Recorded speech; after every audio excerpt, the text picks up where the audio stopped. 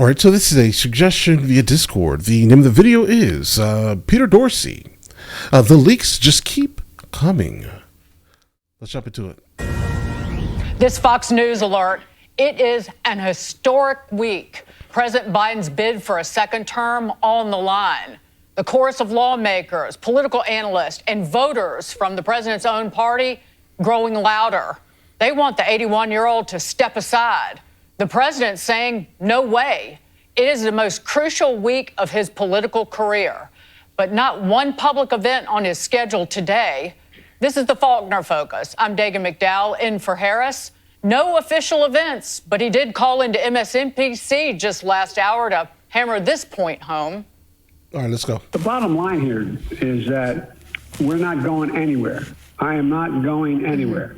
I wouldn't be running if I didn't absolutely believe that I am the best candidate to beat Donald Trump in 2024. We had a Democratic nominating process where the voters spoke clearly.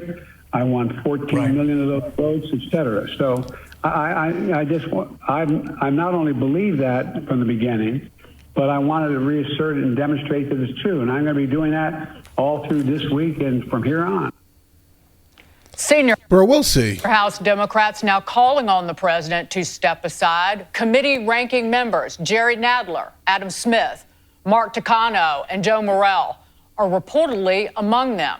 President Biden also using a letter to push back this morning. He wrote to congressional Democrats, quote, I want you to know that despite all the speculation in the press and elsewhere, I am firmly committed to staying in this race, to running this race to the end, and to beating Donald Trump. Guys, here's the reality, guys. I mean, how about this? Can't tell you what the reality is. I can only give you my direct opinion.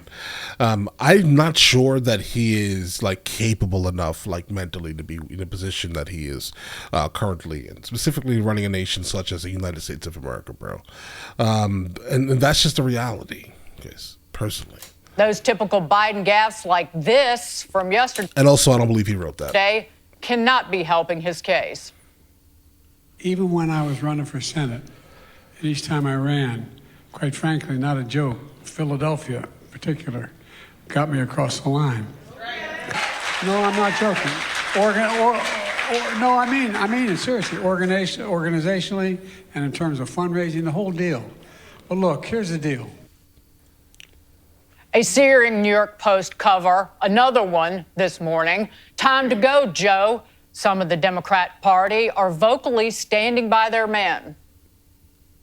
President Biden can clearly defeat Donald Trump, the most dangerous president in the history of this country. And the choice is quite clear. The only thing that I'm asking everyone to do is to unite around the ticket. The ticket at this point in time is Biden and Harris. Joe Biden is the right Democrat right now in this cycle, and he's going to win. Senior White House correspondent Peter Doocy with a whole lot to unpack. Hey, Peter. Dagan, you guys just played a clip of that phone interview the president did this morning. At one point towards the end, you could hear him leafing through pages of something, and then he said, I'm reading from a list of things that Trump has said. But in that interview, he said he is not going anywhere, even though a Biden White House official is now telling the New York Times he really should. Part of the article says, after watching Mr. Biden in private, in public, and while traveling with him, the official said they no longer believed the president had what it took to campaign in a vigorous way and defeat Donald J. Trump. The official, who insisted on anonymity in order to continue serving, said Mr. Biden had steadily showed more signs of his age in recent months, including speaking more slowly, haltingly, and quietly, as well as appearing more fatigued in private. And guys, listen, every single person is going to age. Right. And when it comes to like his age specifically, that's not my, I guess that is kind of one of my gripes, I guess. Right? But exactly what's going on in his life is almost purely due to his age. Right. I mean, we really do need to kind of, guys, start putting in people who are closer to the age of the people who are literally working and not retired. Right. In general, that's just the reality of things here. When it comes to Biden, though, like specifically when it came to that last debate that we all saw, the abysmal, petty, like personal attack debate that we all saw, guys. We just need to just overall either put a cap on like an age cap of like maybe 60. Right? I mean, I would say 60. I'd feel comfortable at 60, but either way, let's go. Slowly, haltingly, and quietly, as well as appearing more fatigued in private. And the leaks coming out of this previously leak-proof White House are coming quick. A former advanced staffer released to Axios essentially a picture book showing President Biden how to get to a podium and how to exit a stage. Trump's... No. Guys, this is too much. This is too much, bro. No. Like, this is, oh no. Yeah, guys, we need help. Right? Like, I'm telling you, it's anyone but him, bro. Anyone but him. Advanced director says they never did that for him. Some Democratic operatives say it's actually pretty common in D.C. Something not common, though. Yeah, because of the age of the people that are in D.C., right? I mean, guys, come on. Biden's team sending questions to somebody interviewing him. Were those questions given to you by the White House, or did you have, or the campaign, or did you have to submit questions ahead of this interview? The questions were sent to me for approval. I approved them. Okay, so the White House sent the questions to you ahead of the interview? Yes. Okay. I got several questions, 8 of them, and the 4 that were chosen were the ones that I approved. This is what we've got from... Yeah, hopefully that's not supposed to be disparaging, because if you've ever been in any type of interview situation, a lot of the times they send you questions. Right? Or they send your manager or your team questions to make sure these questions are going to be acceptable. Because a lot of people that have any type of notoriety are not going to entertain your podcast or your interview section, let's say, or questionnaire, right? If you're going to ask questions that they don't have any interest in answering publicly, right? That's the reality. This happens to basically everyone with notoriety, guys. So I'm going to go ahead and pass on that last one there, guys. 8 of them, and the 4 that were chosen were the ones that I approved. Yeah, that's not a big deal. This is what we've got from officials in Wilmington. While the campaign insists that this is not at all an uncommon practice, a source familiar with the Biden booking operation tells Fox that they will refrain from offering suggested questions. Over the weekend, that radio host and her station in Philadelphia mutually parted ways. Apparently, the management did not like that during a presidential interview, the president's campaign was dictating what could be asked. Dagan. Peter Doocy, thank you so much for that. Let us start with the acts. Like, I get it, bro. It sounds terrible, but it's normal. Like I said, guys. It's also, like they just said, it's extremely normal. And if you don't like that, you don't generally get access to that person again. Yeah, it's a president of the United States of America. You should be able to ask all the questions you want, but in reality, that's not the case. Axios report that Peter just talked about. It includes but the these big pictures font here and lots of photos included in a template showing how staffers could prepare to guide Joe Biden exactly where he needs to go at events. Tammy Bruce, Fox News contributor. Oh, this is perfectly normal. Yeah, totally. And it's been so normal. We've seen it from the beginning. This is not new. We've seen, little pictures of him with cards in his hands about who to call on, what the question will be. The question setups are not new.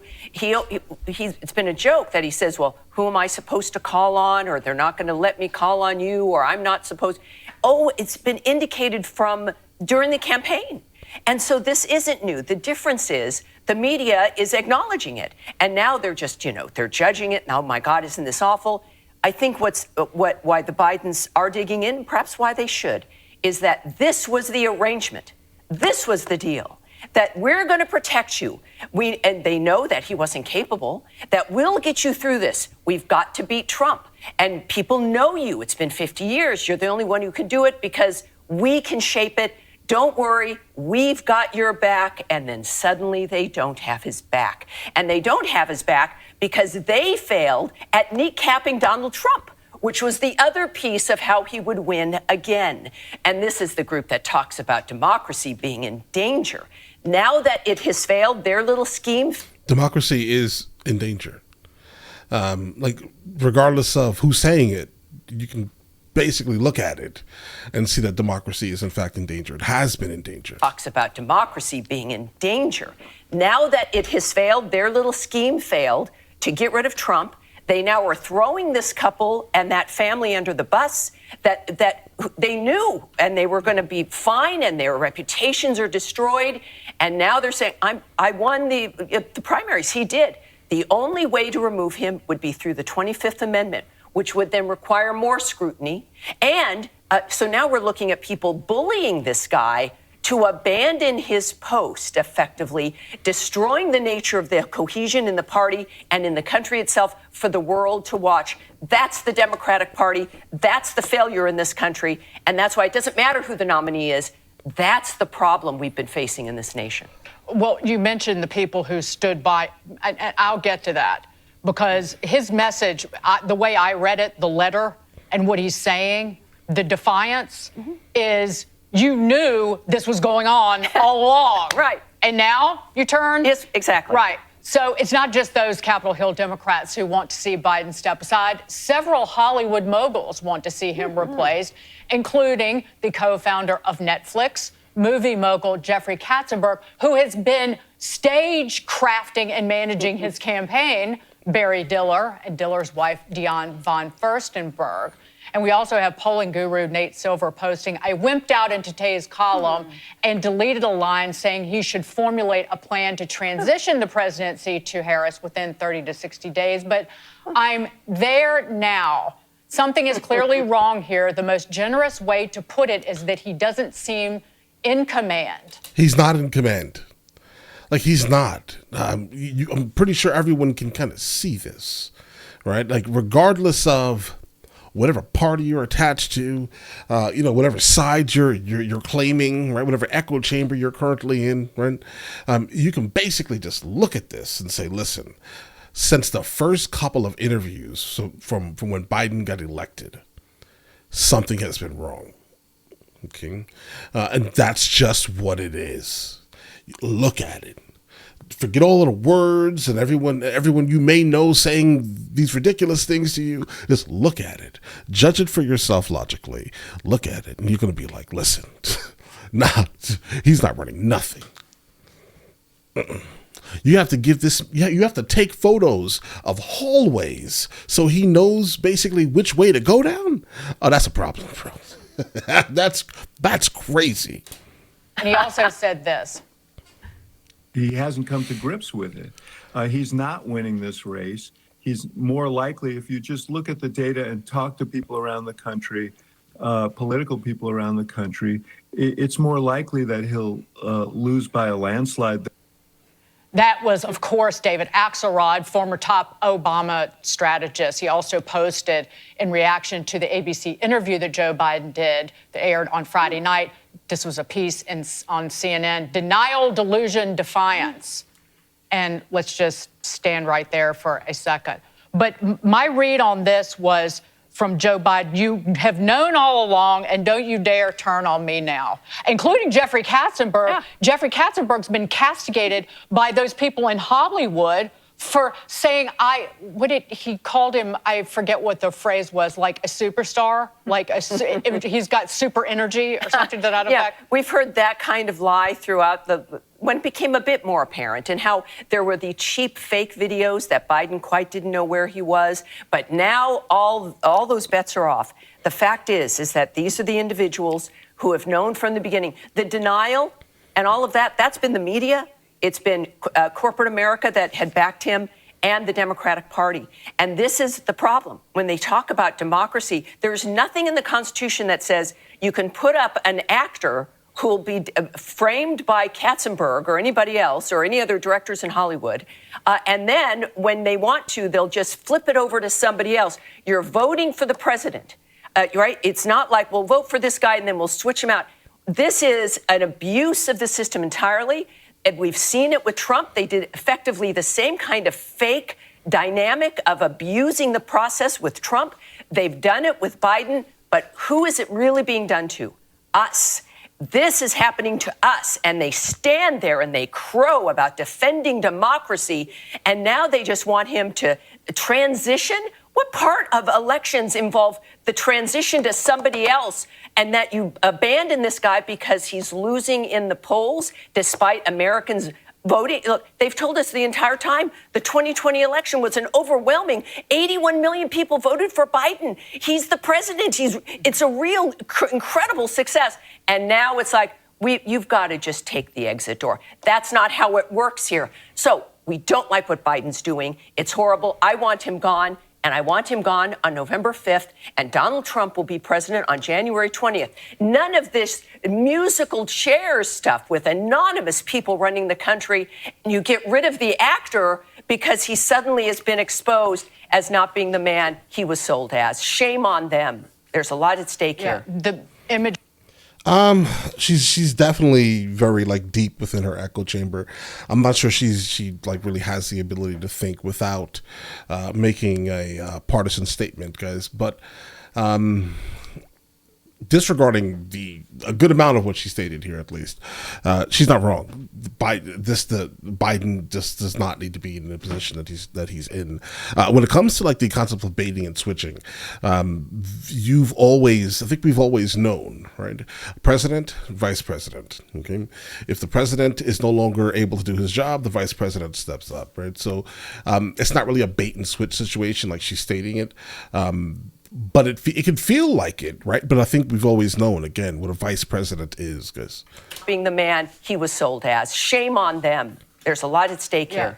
She's passionate, Image Protection Police, known as the media. Jen Psaki 3 weeks ago on MSNBC interviewing Jamie Raskin, accused 3 weeks ago, accused the New York Post of inaccurately, falsely talking about Joe Biden freezing and wandering inaccurately, although the American people could see it with their own eyes 3 weeks ago and over a year ago. So how did things get to this point? A new opinion piece says that the media, as you were talking about, is complicit in ignoring Biden's decline. For months or even years, we have seen the liberal media say things like this.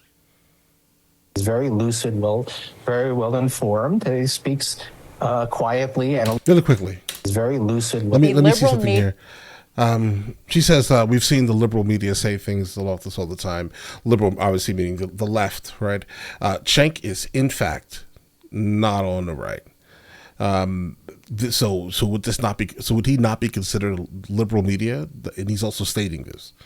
Right, keep this in mind here. Cenk Uygur from TYT, I think. Media say things like this. He's very lucid, very well informed. He speaks quietly and a little bit slowly, but, you know. We've spent way too much time talking about this president's age. He's totally focused. He's very sharp, and the proof is in the performance. But comparing that guy's mental state, I've said it for years now, he's cogent. But I undersold him when I said he was cogent. He's far beyond cogent. In fact, I think he's better than he's ever been. One of the themes this election cycle is that Joe Biden is too old to lead. And so everyone is seizing upon this. And it is a classic disinformation tactic. Okay. Bro, yeah. I'm sorry. We shouldn't have a president over the age of 61. We shouldn't. I don't care which side you're on. They're too far gone from what the people who are actually making the money currently in the United States of America, the ones who are working, right? Not the retirees, guys, the ones who are working. They're too far from the age. They don't understand each other, right? And the fact is that we should have a president that has the ability to understand the generations who are basically slaving away to pay into Social Security, so the current elderly can basically have something. So no, 60. It should be the cutoff point. Another op-ed by longtime political journalist Mark Halperin, quote, "The Trump-hating White House media betrayed voters by hiding Biden's alarming condition, and now it could backfire. The media's conspiracy of silence was intended to keep Donald Trump from returning to the White House for a second term. It is ironic that the deception and hypocrisy may be what, in fact, leads Trump straight back to the Oval Office." They were most concerned. Yeah, but you can't. But the problem here, I hear what you're saying here. Yeah, could the White House be hiding a good amount of things that are actually happening from the public because they don't want the public to freak out and be like, "Yeah, Biden's not really running anything." And then obviously the other side of it is basically pointing out, "Look at how old this man is." But bro, if Trump wins, right, he'll be older than Biden is right now. Right now. Right, so it's like it feels disingenuous when you're looking at it from the outside, right? You're looking at it from the outside, looking in to see two sides fighting over age when it's just like, bro, you're talking about two 80-year-old men. But all right. Concerned with reporting about what flag Justice Alito's wife was flying outside of her house. That was their Watergate, I suppose. Yes, and even now, this conversation, while very important because it's a part of this entire charade, but what we're not discussing, still the major issues on the minds of voters, immigration and the economy, continued inflation, the continued destruction of the future. People talk about making America great again. We want the future to be great again. And in order for that to happen, all of the... We want the future to be... We haven't seen the future. That's a weird statement. Great again. We want the future to be great again. And in order for that to happen, all of this has to change. But you're seeing the fact that this isn't a one-off or a bad night or just covering for a guy. This has been a collusion to gaslight the entire nation and the world. And people like Putin and Xi understand it, and so they are taking their actions. But we're going to be heard. And thank goodness Trump did not bow, because this has been a monumental scandal in American history. Well, the gaslighting of your reality is not real has been true, not just about Joe Biden, but it's been true about inflation and their experiences with Joe Biden's economy and Bidenomics, about the open border. It's been true about everything. Exactly. So the American people know what's real and know. Yeah, but I would have preferred to hear, I think, more of her speaking, right? She's coming with a little bit more logic. She's coming with the straight emotion and rage. The interesting thing about her point here is that yeah, the most important thing are things that are actually affecting everyday Americans, and what is affecting us all. Right? The current economy, inflation, the fact that they're printing all this money and then making your money worth less. Right? And then also inflation bringing up the price of things while not actually bringing up the price of, let's say, the wage that people are making, right? Inflation has massively outpaced what people are bringing home. People cannot afford to live in the United States of America anymore. The average person cannot purchase a house. The average person cannot afford a $500 to $1,000 surprise expense. They cannot. Right, that's like enough to break some families currently. There are too many issues. We have the massively open border at our southern border. We have a flood of migrants coming in from all around the world and through our open border. There are too many things that are happening in the United States of America currently to be worried about. This side is the best side. No one cares, bro. Let's fix the problems. Like, the biggest thing in the world right now is to fix every single one of the issues that we are not the biggest thing in the world, but the biggest thing for all of us Americans to do is to fix the issues that are actually plaguing the overwhelming majority of Americans, guys. Right? Again, we don't really have the people, let's say, running that actually would have the serious capability to capture the actual country, right? The whole country. But all right, because we're still obviously super divided, right, over colors, guys. So, but all right, listen, you guys all have an absolutely amazing day. Enjoy your day thoroughly. Guys, before we go, are you guys subscribed to the other channels? Logical Movie Reviews with Mr. L. Boyd, along with Mr. L. Boyd Music. Both are found in the description. Check it out.